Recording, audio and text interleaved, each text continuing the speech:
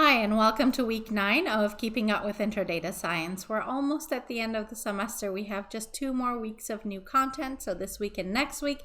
And then we're going to have our week 11, where we're going to cover a few new topics again, but those are going to be ones on which you're not assessed, if you will. And so these are going to be things that are kind of going beyond the scope of the course and giving you a little bit of time to work on your projects without adding more things that you might incorporate into your projects necessarily, but also not wasting your time. So hopefully opening your eyes to new things that you might do with data if you were to take further courses.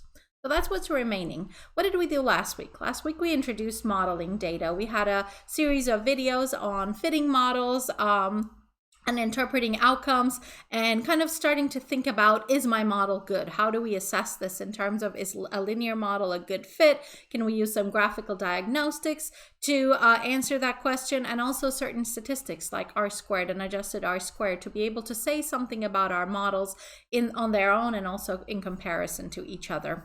We also introduced the code in the videos of the week. And I didn't have an application exercise video last week where I worked through a lot of stuff, but that's exactly what the code along session was, where we use the code that we learned. And remember that we're using the tidy models structure for fitting models and visualizing models and assessing models in R. And so we did an example of the full kind of code that we've learned in the code along session as well. So if you're looking for more of a hands-on thing and you haven't attended the code along, that would be a good video to watch. And then also I had a little bit of a writing advice video for you that it's just a couple minutes long, and I think it's really good and can be helpful for structuring your projects to move them from being potentially a little bit dull, like a diary of what you did, to something hopefully a little bit more exciting and interesting. So if you haven't watched that, I'd strongly recommend reviewing that as well. Quick quiz recap from this week. So one of the questions that many of you mentioned you missed the first time around was this one, where we gave you the black points, which is our data. So this is looking at the total annual salary in US dollars of these teachers and their years of employment. And we can see that as years of employment increases, the salary increases up to a point, and then things basically level off. And we asked you which one of these seemed like the correct line without actually showing you the model.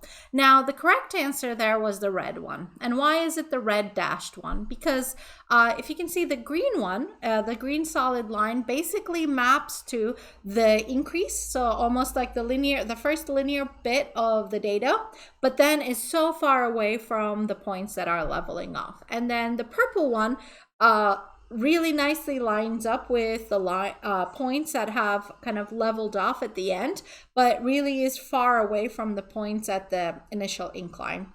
So the red looks like it's not good at all, in the sense that it doesn't map onto either part of the data exactly well, but at the same time, it does minimize the sum of the squared residuals for all of the data. So again, when we fit these lines, we're not trying to capture the variation in a particular aspect or trying to predict any given point accurately, but we're trying to minimize the sum of squared residuals overall. And the other question was about the interpretation of R-squared. So this is looking at the same model and asking, what does that number, roughly 75.5%, mean? So let's go through some of the wrong answers here. The first wrong answer says 75.5% of total annual salaries can be accurately predicted using a model with the number of years of employment by the school district as the explanatory variable. We're not trying to accurately predict any data points, right? We're not accurately predicting 75% of the points means you actually touch 75% of the points with your line, and that's not the business we're in. We're again trying to minimize the sum of squared residuals, not necessarily playing connect the dots. Again, so the second answer, 75.5% of residuals are close to zero, basically means the same thing. The third answer, 75.5% of the variability in the number of years of employment can be explained by total annual salaries. So that's basically swapping the roles of the predictor and the outcome. Now, mathematically, that's not an incorrect statement, because really your R-squared is the square of your correlation coefficient. And it doesn't matter whether you look at the correlation between X and Y and Y and X. But in this particular model, our outcome variable is the salary. So it's the variability in salary that we're trying to describe with this model, and therefore the correct answer is the last one in this order. This week, we're going to be talking about logistic regression and model building. So logistic regression is the method we use for predicting binary outcomes, so a yes or no outcome, as opposed to the numerical outcomes that we looked at last week. And this, I presume, might be quite helpful for some of your projects. Having reviewed your proposals, I know that many of you have categorical data that you're using as your outcome, and so you might think about using logistic regression. A quick hint, we are only really going to cover logistic regression as opposed to what we call multinomial regression for predicting a categorical variable with many levels. So you could do one of two things if that's where you are with your project. You could extend what we've learned, and I'd be happy to provide guidance on that, or you could recategorize your data for the modeling part of your project, which doesn't have to be your whole project, and simply fit a model for a re-leveled version of your variable where you have lumped certain levels together to turn it into a binary outcome. Just an option.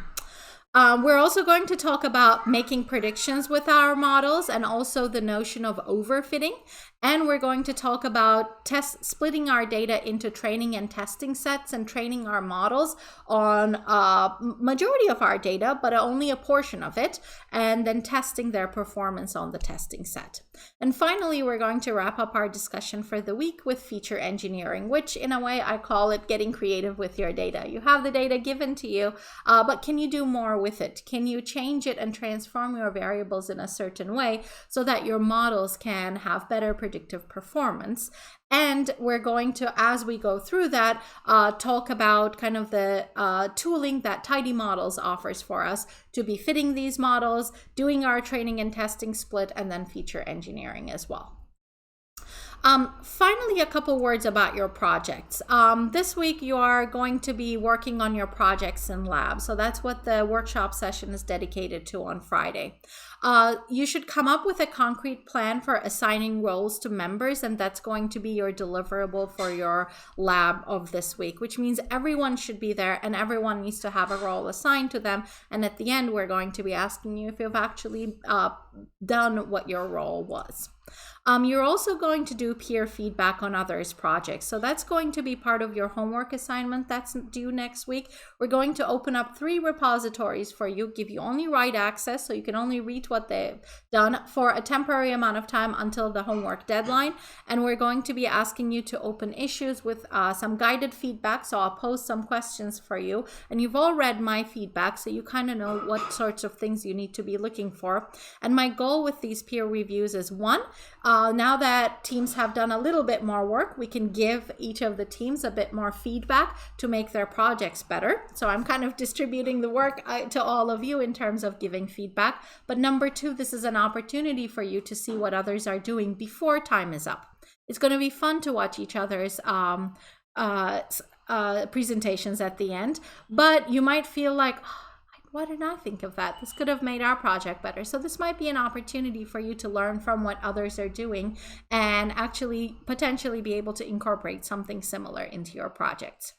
I'm looking forward to seeing you throughout the week, either during my student hours, and remember on Tuesdays David has student hours. Math space hours are open to you as well, so that's another resource. Otherwise, I'll see you either at the code along and or the workshop on Friday. The workshop on Friday, once again, is really, really important. We only have a couple of these left to finish up your project, so I am hoping and expecting that, barring any sort of health issues, that every single member of the teams are present physically and mentally as well. Hope you have a good week.